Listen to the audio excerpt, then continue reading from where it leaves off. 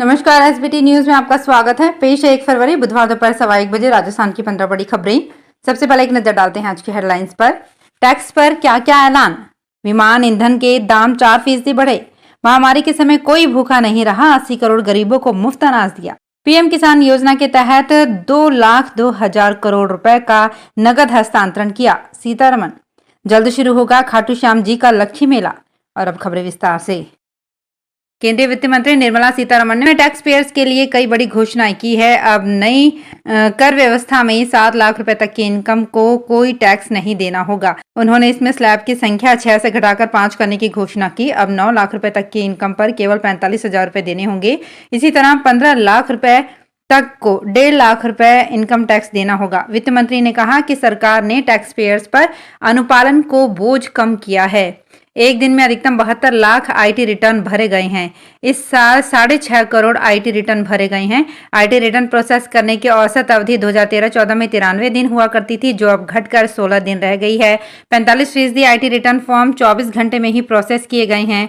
सरकार एक common IT form बनाने पर काम कर रही है, जिससे टैक्स पेयर्स पर कंप्लायंस का बोझ और कम होगा।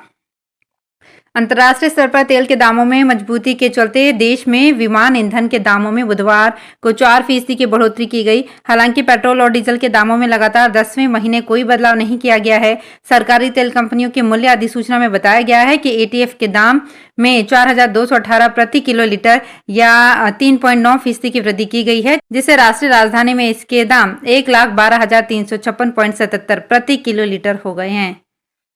केंद्रीय वित्त मंत्री निर्मला सीतारमण ने बुधवार को अपने बजट भाषण में कहा कि केंद्र सरकार ने कोविड-19 महामारी के समय 80 करोड़ गरीब लोगों को मुफ्त अनाज उपलब्ध कराकर ये सुनिश्चित किया कि देश में कोई भी व्यक्ति भूखा न रहे। उन्होंने कहा कि वैश्विक चुनौतियों के समय G20 की अध्यक्षता मिलने से हमारे पास वैश्विक व्यवस्था में भारत की भूमिका को मजबूत करने का अवसर है। वित्त मंत्री ने कहा कि सरकार प्रधानमंत्री गरीब कल्याण अन्न योजना के तहत गरीब लोगों को निःशुल्क अनाज उपलब्ध कराने की योजना का क्रियान्वयन कर रही है, जिस पर 1 जनवरी से शुरू करके 2 लाख करोड़ रुपए का व्यय आएगा।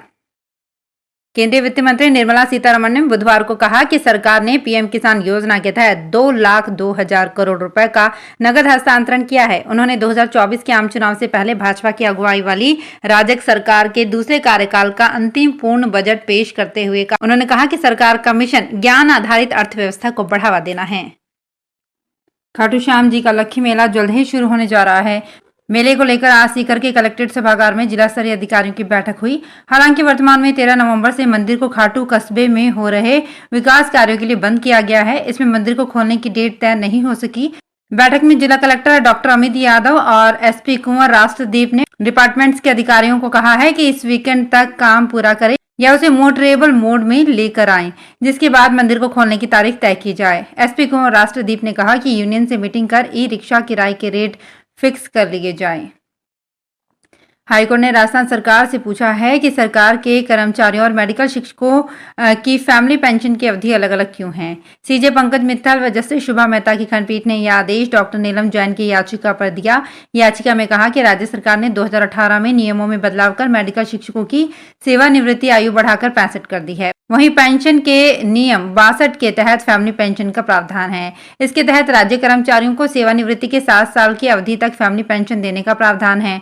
राज्य सरकार के कर्मचारी 60 साल की उम्र में सेवानिवृत्त होते हैं। ऐसे में उनके परिवार को आगामी 7 साल तक फैमिली पेंशन दी जाती है। सवाई माधोपुर में 30,000 रुपए की रिश्वत लेते ट्रैप हुए नगर परिषद के सभापति के 60 दिन तक न्यायिक अभिरक्षा में रहने के बावजूद ना तो सरकार ने बर्खास्त किया और ना ही विभाग ने। खास बात यह है कि राजनीतिक रसूख के चलते सभापति ने जमानत मिलते ही सभापति के पद पर कार्य संभाल लिया। इस मामले में दायर याचिका पर मंगलवार को सुनवाई करते हुए हाईकोर्ट ने सरकार, विभाग और सभापति से 10 दिन में जवाब मांगा है। याचिकाकर्ता के अधिवक्ता आर.के. गौतम ने बताया कि हाईकोर्ट ने मुख्य सचिव, सचिव स्वायत्त शासन, जिला कलेक्टर सवाई माधोपुर व अन्य अधिकारियों को नोटिस जारी किए हैं।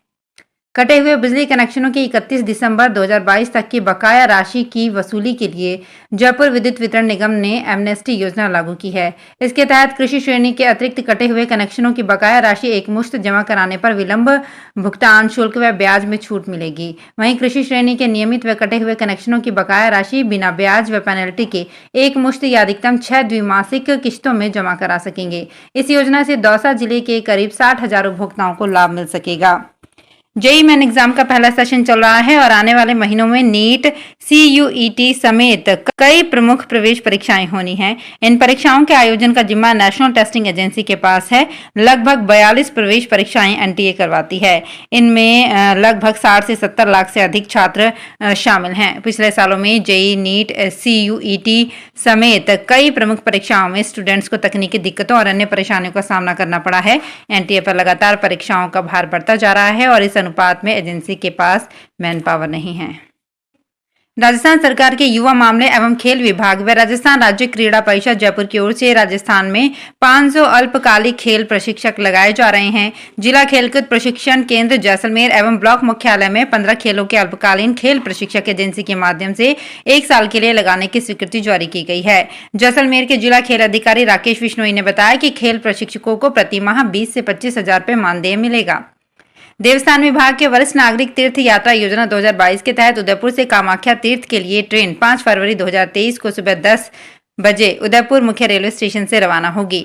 देवस्थान विभाग आयुक्त प्रज्ञा केवल रमानी ने बताया कि योजना की इस यात्रा में गाड़ी में उदयपुर स्टेशन से उदयपुर संभाग के 180 यात्री होंगे। साथ ही जयपुर जंक्शन मुख्य रेलवे स्टेशन से जयपुर संभाग के 310, जोधपुर संभाग के 224, बीकानेर संभाग के 106, अजमेर संभाग के 139 यात्री सवार होंगे। कुल 1126 यात्रियों को तीनों रेलवे स्टेशन पर पहुंचने के लिए निर्देशित किया गया है।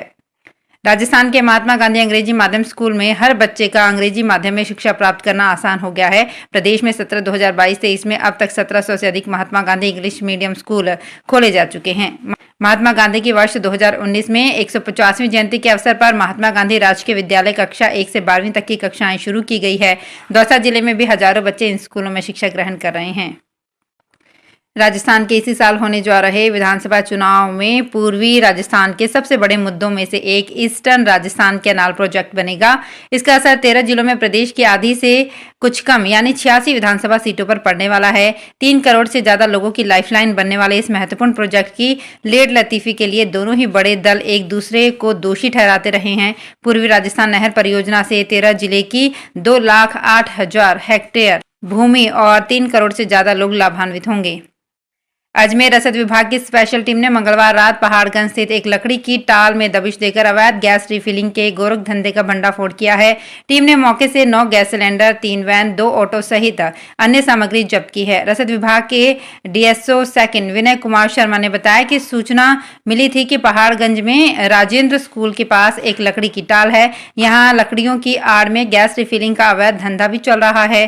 टीम ने मंगलवार रात जब तलाशी ली तो यहाँ 9 सिलेंडर, गैस रिफिलिंग के लिए उपयोग होने वाली 2 मोटर, 3 बांसुरी, 1 कांटा और 5 वाहन मौके पर मिले। इन्हें जब्त कर लिया गया।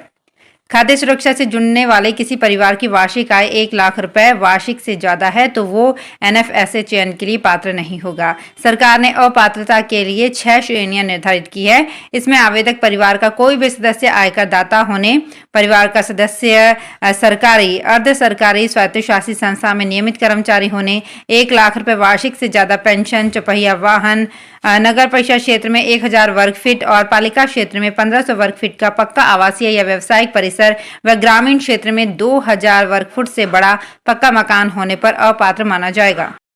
तो फिलहाल इस बुलेटिन में इतना ही। फिर हाजिर होंगे कुछ और बड़ी खबरों के साथ।